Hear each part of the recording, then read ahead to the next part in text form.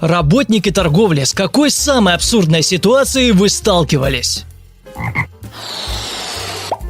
Наблюдал, как мужчина, несший 6 бутылок красного вина, уронил их на пол, они разбились вдребезги, и просто вышел из магазина весь в багровых пятнах, как крутой парень из боевика. Думаю, все произошло случайно, он ужасно смутился и просто ушел. Тем не менее, это было самое красивое зрелище, которое я когда-либо видел. Может быть, таким образом чувак просто решил завязать с алкоголем.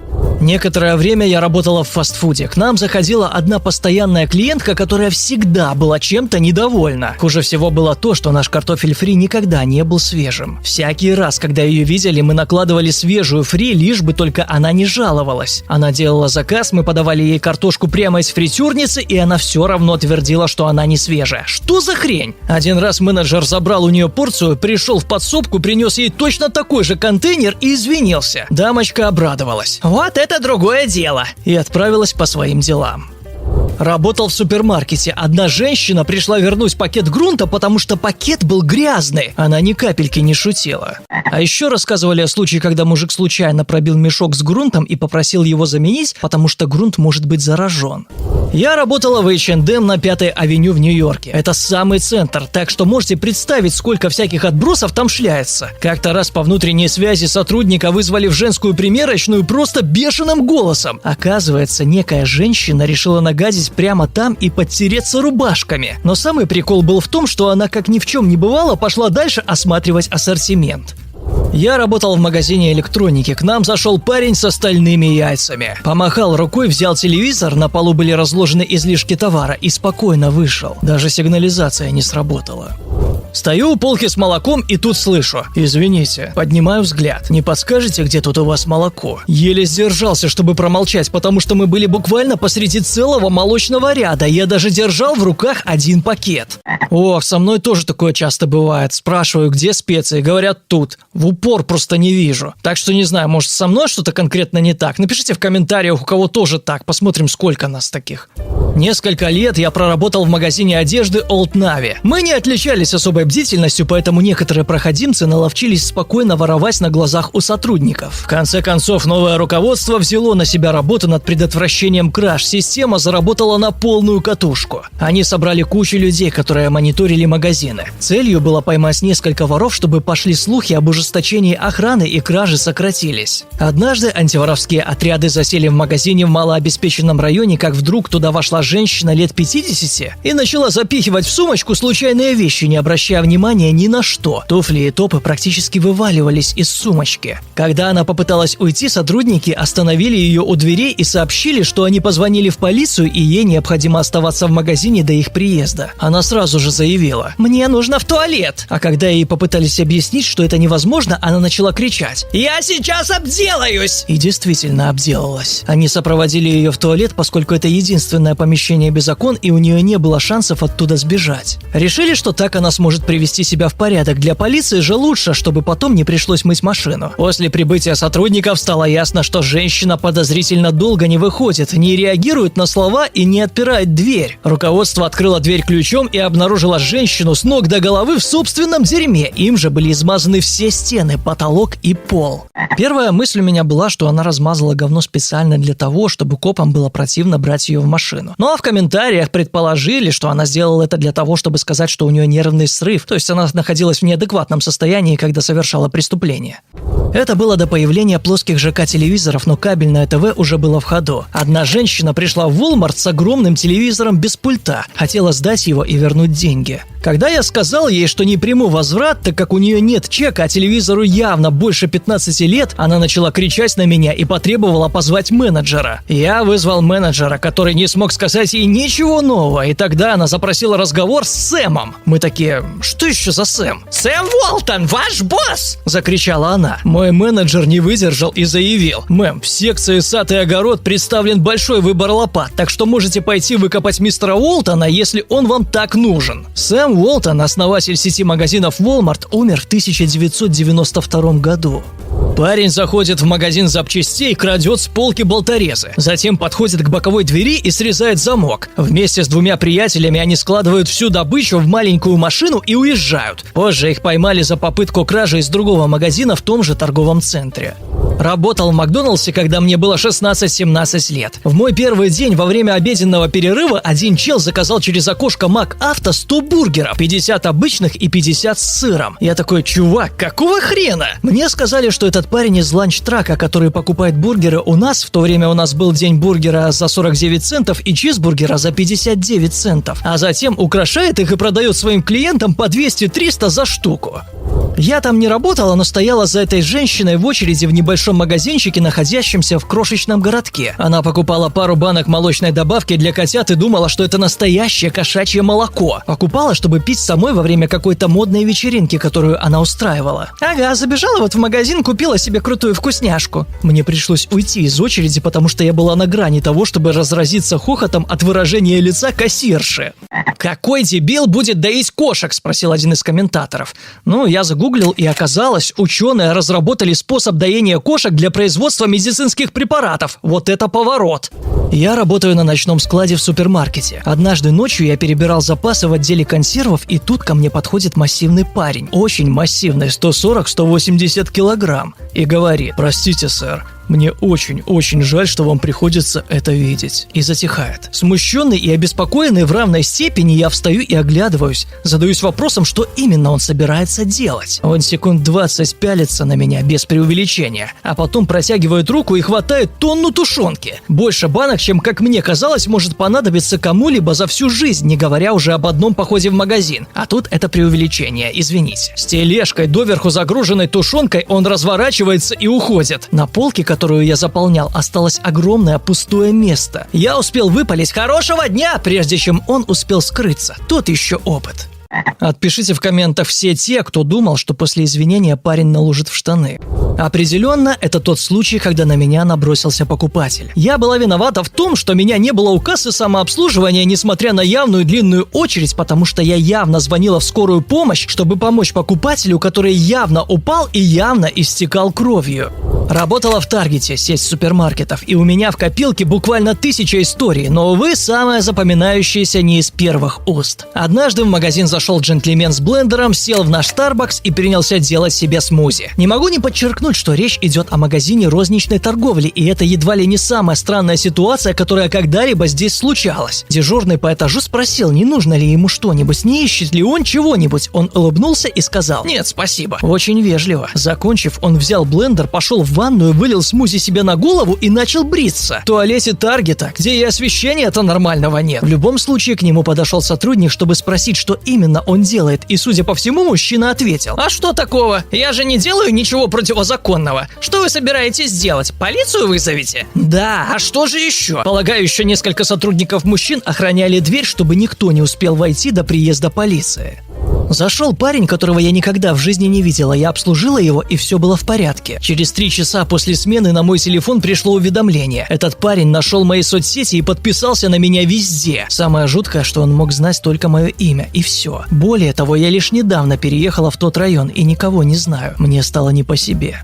Я работаю в отделе женской обуви. Наши покупатели в основном берут товары с распродаж и редко тратят больше $40. Каждый день я вижу, как они спрашивают, можно ли применить купон, получить дополнительную скидку или воспользоваться какой-либо акцией. Но вот одна покупательница превзошла всех остальных. Она подошла ко мне и попросила принести ей 18 туфель с распродажи. Поскольку я работаю за процент, а это была довольно большая распродажа, я практически бегала по складу, чтобы собрать эту обувь. Принесла все туфли, аккуратно сложенные в коробке, пробила их на кассе. Общая сумма покупки составила $236. Тут-то все и пошло наперекосяк. Она спросила, можно ли использовать купон на скидку в $20. Обычно-то можно, но в этот день у нас была распродажа. Вся обувь была уценена на 80% и стоила примерно $10-20 за пару. Так что купоны не действовали. Она кричала на меня, пока я не позвала менеджера. Крыла меня, на чем свет стоит, говорила, что я гребаная идиотка, что мне нельзя здесь работать, потому что я, видимо, умственно отсталая и все такое. Наконец пришел мой менеджер и объявил, что на эту конкретную распродажу купоны не действуют. И знаете что? Женщина купила все 18 пар за $236, но заставила другого продавца пробить их, чтобы я не получила свой процент. Только вот она не знала, что другой продавец оформил покупку по моему идентификационному номеру. Тупая стерва. Я работал провизором в аптечной секции супермаркета, и это было жуть как уныло. Люди часто подходили и спрашивали, не знаю ли я, где находится что угодно, только не из аптеки. И мне постоянно приходилось направлять их к консультантам. Однажды к прилавку подошла очень пожилая женщина лет эдак 85 с хвостиком. «Здравствуйте, мэм, чем я могу вам помочь?» Где здесь коллаген? Я думаю, средства по уходу за кожей наверняка есть в отделе здоровья. Выхожу из-за стойки и начинаю искать вместе с ней. Коллаген, так, вряд ли у нас есть чистый коллаген. Вы ищете средства по уходу за кожей или добавку? Она просто уставилась на меня, оглядела весь проход, все лосьоны и снова повернулась ко мне. Коллаген, где коллаген? Залазила она. Тут я начал сдаваться. Порылся на полках с кремами и лосьоном, ничего не нашел. Подошел к фармацевту и посоветовался с ним. Он порекомендовал отправить ее к консультантам, но я решил продолжить поиски. Имейте в виду, прошло уже около 10 минут. Я возвращаюсь к ней, начинаю рыться в отделе витаминов и добавок и наконец нахожу какой-то порошкообразный коллаген. Вот, объявляю я, протягивая ей упаковку. Она смотрит на нее, потом на меня и говорит: А где коллаген? Мне для супа. Ей нужен был гребаный куриный бульон от фирмы Коллаг-Ин. Однажды меня 10 минут отчитывали из-за жира в составе ветчины. Одна дама была убеждена, что во время ее детства В ветчине никогда не было жира. и захотела знать, когда его начали туда добавлять. Я больше ничего не могу есть. Она, наверное, раз 15 это повторила. Я такой: тёсь, кроме нарезки, в ветчине я ничего не смыслю. Женщина купила сарай. Я спросил адрес для установки. Она ответила, что установка не нужна. Уточнил, не нужен ли ей человек с фургоном или что-то в этом роде. Она ответила, что ее муж сам сможет все донести. Я уставился на нее. Мадам, это ведь здание. Она отвердила, что я говорю глупости, и требовала, чтобы мы подняли его, и тогда ее муж-толстячок вынесет его из магазина, поскольку они живут всего в 10 минутах ходьбы. Мы подняли его с огромным трудом, и она спросила: Что это за махина? Я ответил: ваш сарай. Она пришла в ужас. Джефф ни за что не понесет это. Странно, но она все-таки решила оплатить доставку. Наверное, дама думала, что сарай с пластика, хотя даже пластиковый сарай весит по меньшей мере 80 килограмм. На этом все. Спасибо, что посмотрели этот ролик до конца. Обязательно подписывайтесь на наш канал, чтобы не пропустить новые интересные видео. Также напишите в комментариях, какой случай вам понравился больше всего и с какими случаями сталкивались лично вы. Удачи!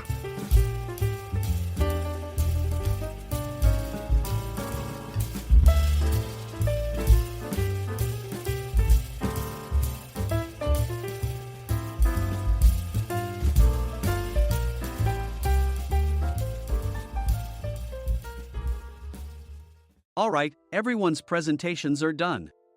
Nick, the manager, said as he tried to move the discussion forward. Excuse me, I haven't. I recently found out something. Nick interrupted me and began to speak. There's apparently someone in this department who didn't graduate high school and is just a part-timer. Meetings should be for employees only.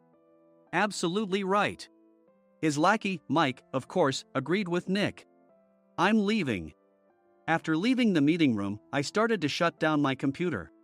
I noticed that an email had arrived, not in my personal inbox, but in the company's shared email.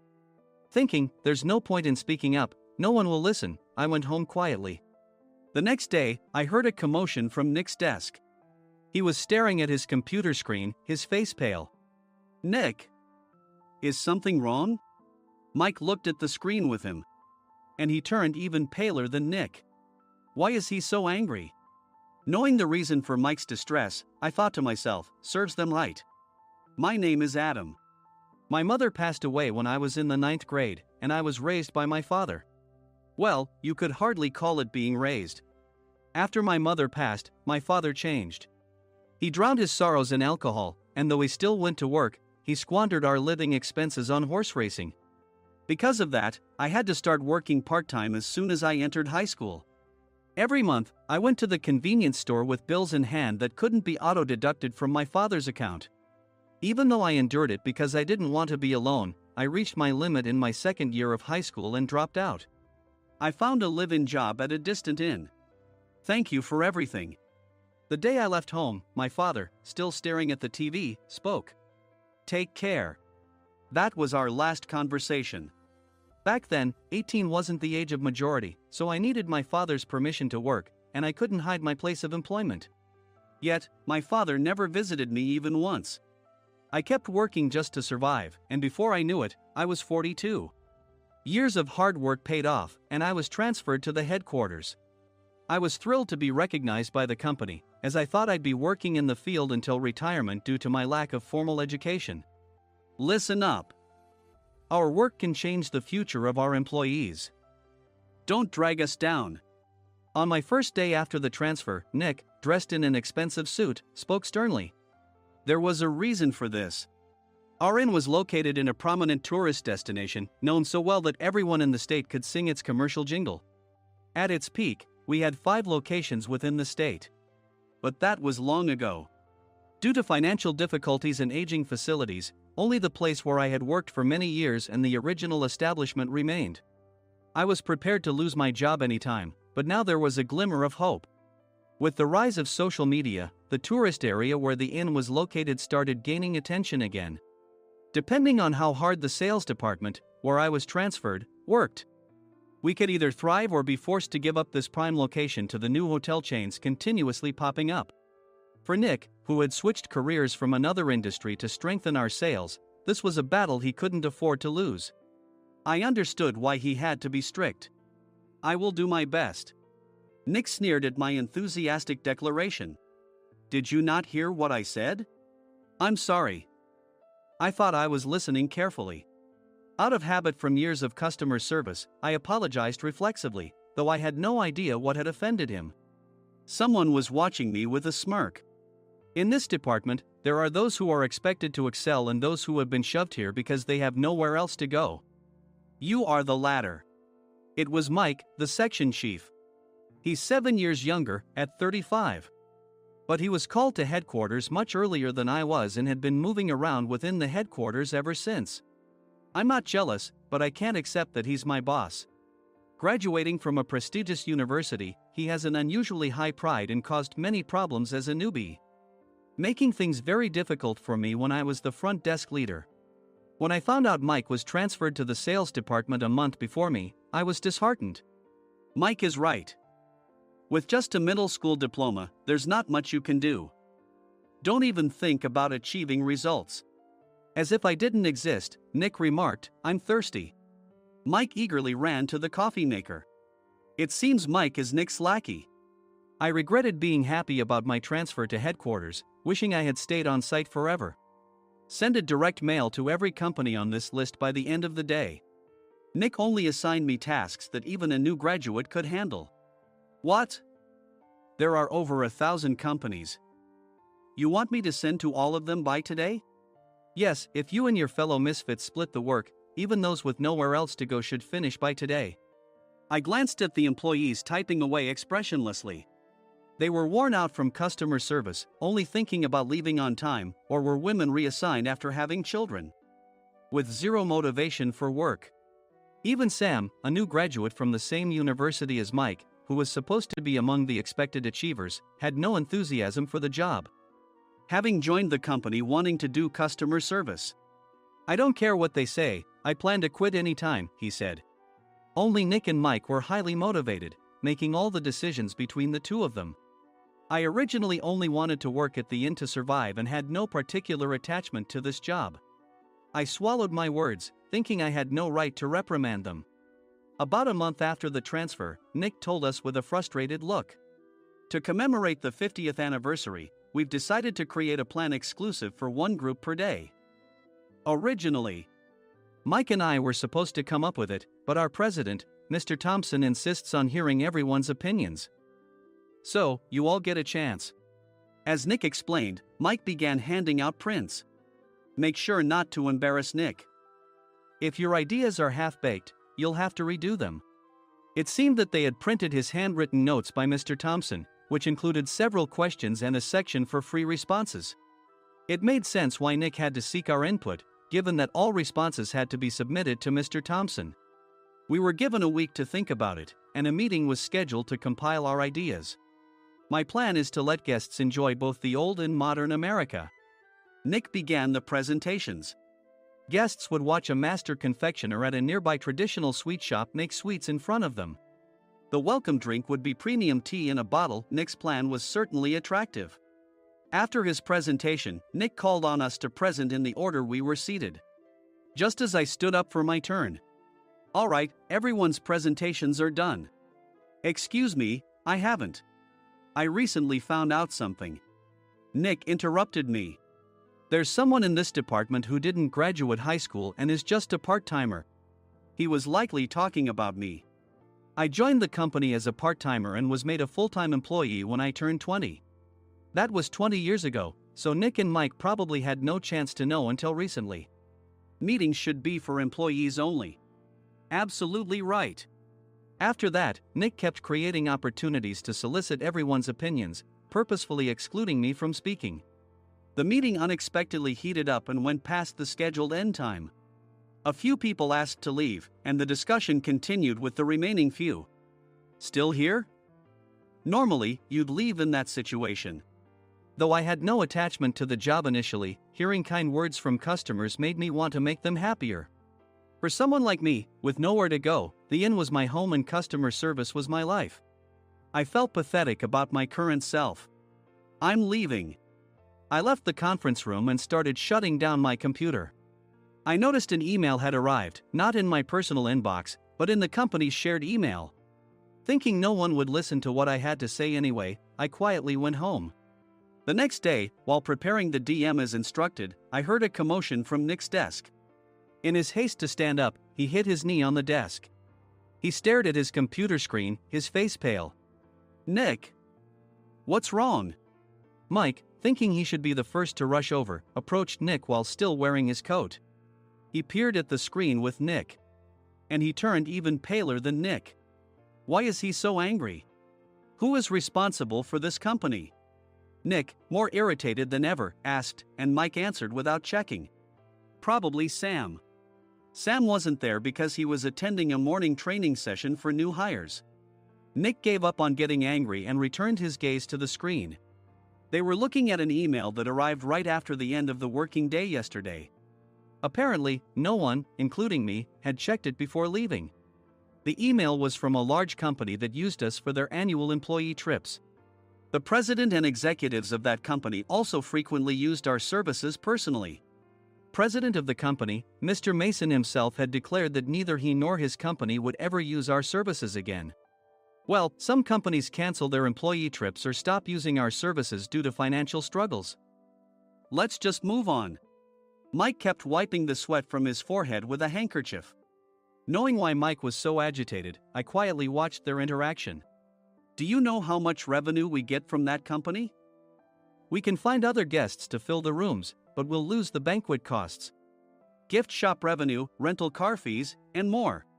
Moreover, the gifts were supposed to be prepared by the traditional confectionery shop involved in Nick's proposed plan. If it's known that we incurred such a huge loss at this critical time, Nick's position in the company would be jeopardized. Nick took a deep breath, seemingly trying to calm himself. All right, Mike. Go to New York right now and apologize to Mr. Mason. What? You're coming with me, right? I have urgent work to do. I trust you, which is why I'm entrusting this to you. Please. Mike, believing Nick's sincerity, agreed with a determined look on his face, saying, yes. That's Nick for you. Even if Mike went to apologize, Nick would shift all the blame onto him if the client didn't change their mind. Well, it was Mike's fault to begin with, so it served him right. About 3 hours later, Sam answered a call from somewhere and repeatedly apologized, saying, I'm very sorry. Everyone watched to see what was happening. After ending the call, he informed Nick with a weary tone. When Mike arrived at the client's company, he only made things worse, further infuriating Mr. Mason. He was demanding, get his boss here immediately. It was no wonder Sam was exhausted, dealing with such a call right after returning from training. What is that idiot doing? All right, Adam, you're coming with me. If sacrificing Mike didn't work, then I must be next. Normally, I'd want to refuse at all costs, but I saw an opportunity in this situation. If I can be of assistance, I'd be happy to join you. I obediently followed Nick, and we flew to New York. When we introduced ourselves at the reception, it became clear how serious the situation was, as the receptionist personally escorted us to the president's office. Angry voices leaked through the door, making both Nick and me uneasy. Excuse me. I'm Nick, the supervisor. I understand my subordinate has caused you trouble, and I deeply apologize. Nick, with his experience in the corporate world, knew enough to offer an apology before excuses. However, his customer service skills left much to be desired.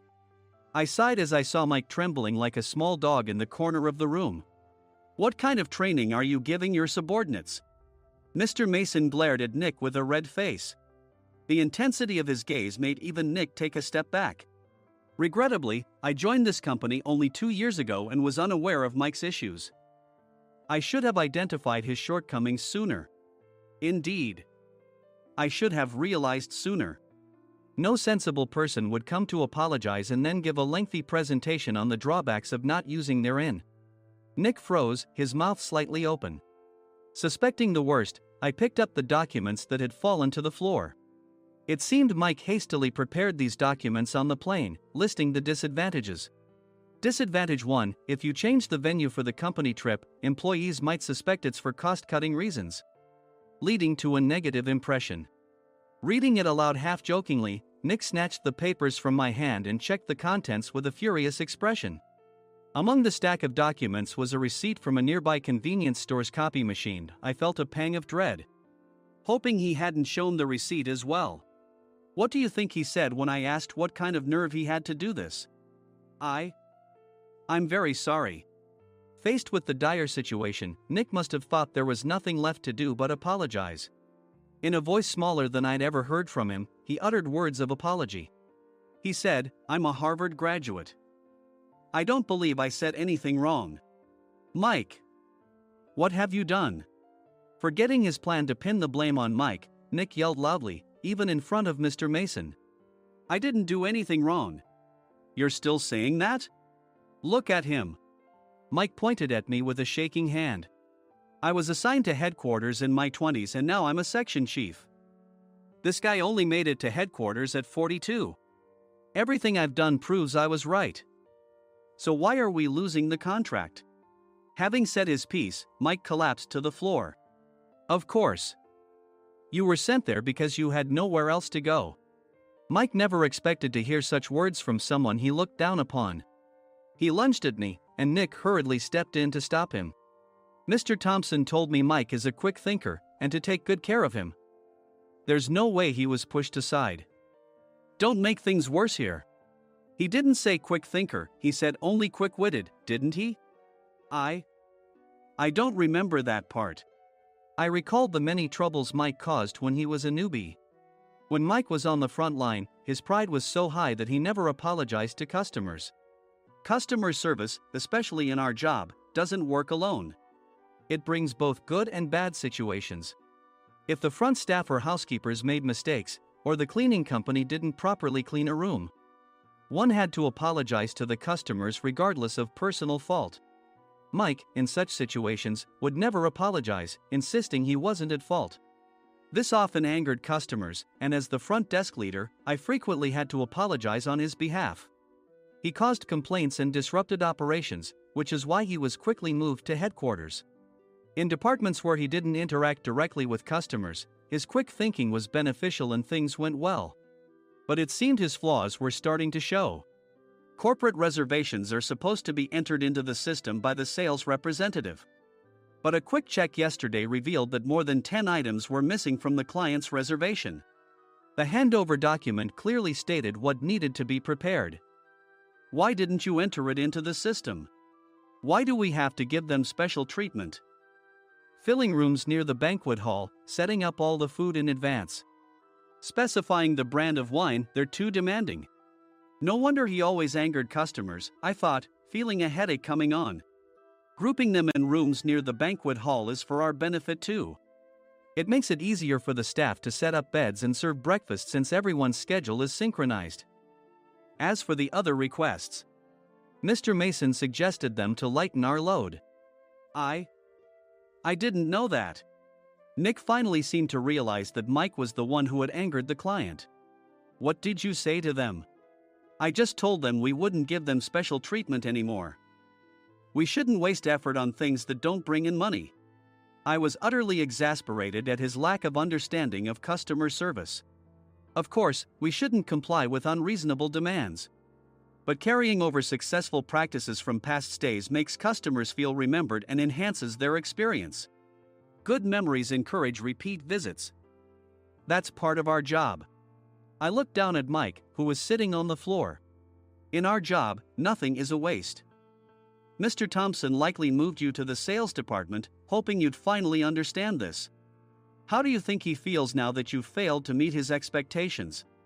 Mike, tears in his eyes, fled the president's office. I was amazed he still hadn't apologized. You have it tough, Adam. It's okay, we're all employees of the same company. I deeply apologize for this disrespectful incident. Especially after all the care you've shown us. If it weren't for you, Adam, I really would have stopped staying here. When I heard you were moving to the sales department, I was willing to reconsider if you handled it. Seeing us talk so amicably, Nick's face contorted. Do you two know each other? Adam's service is excellent. I always requested him specifically. Normally, we don't accept specific staff requests, but we made an exception for Mr. Mason, adjusting my shifts accordingly. He had personally stayed at our hotel just before my transfer, and during casual conversation, I mentioned, I'm moving to the sales department soon. If I hadn't told him then, things could have been much worse. Please continue to take care of us. I look forward to it. On the return flight, Nick awkwardly offered me a can of beer. It's still working hours. Of course, I had no intention of forgiving him for a single beer. Nick might try to pin everything on Mike and avoid any consequences. While pondering this, a startling fact came to light. Nick, the tea bottles for the plan have arrived. I handed Nick a bottle labeled with our inn's name.